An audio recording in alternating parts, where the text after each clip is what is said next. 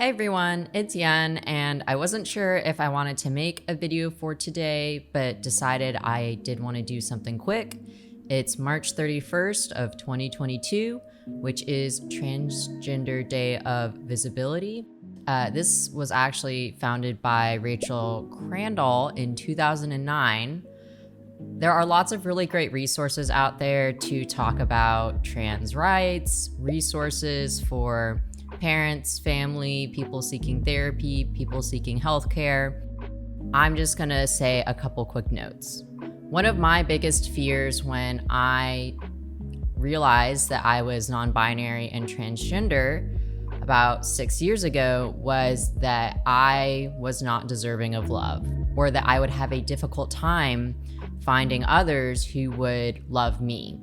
And while I had a family at the time that said that they loved me, it was difficult to feel it because they were going through their own learning process and acceptance and learning and educating themselves. At the time, it felt like their love was conditional and I was experiencing a lot of backlash. The first and foremost thing that I just want to say is transgender people, non-binary people, gender non-conforming people, you're deserving of love and you will find love. There are people out there who will love you, friends, partners, found family. It's something you deserve just like any other human being. The message that you're good enough, which is something I'm still trying to learn, but that you are good enough and you were good enough the day you were born and you're good enough now. No matter what you identify as, no matter what you call yourself, no matter how you express yourself, in regards to your gender identity or sexuality or whatever, it doesn't matter. You're good enough. I was looking at an article that was released by them. It was written by Kai Chung Tom. And an important note from this article is representation and revolution are not the same thing. This is really important because while visibility is a great first step, representation is a great second step, it cannot stop there. Transgender and non-binary youth are disproportionately homeless, disproportionately suicidal. We have seen a great increase in anti-trans legislation, at least in the United States. It has just become rampant. Bills have been passed. And of course, lots of people in our community experience assault. Some are murdered, and trans rights are being debated as if there's a debate. There's no debate. Trans rights are human rights. This fear that the LGBT plus community wants to turn cisgendered people, especially cisgendered youth, into transgender people is frankly ridiculous. We're not trying to turn anyone into anything. We're trying to survive, and we're trying to increase the chances of survival, happy, fulfilling lives for gender non-conforming people and transgender people. It's ridiculous that these notions continue to be pushed, these homophobic, transphobic messages. Another thing that I've been reading lately is this novel by George M. Johnson, who is a non-binary and Black activist and author. They released a book called All Boys Aren't Blue in 2020. It is aimed at, I would say, the high school age, but it's a great read for anyone, including adults. And it was banned, I believe, in multiple public high schools because of a lot of the messages and honesty that Johnson is talking about in this novel. But one of the chapters in the first act that I read, there was a line that said, "Are you teaching people how to swim, or are you watching them drown?" My view on allyship for transgender and non-binary people used to be soft because I sought the approval and the support and the protection of those with privilege.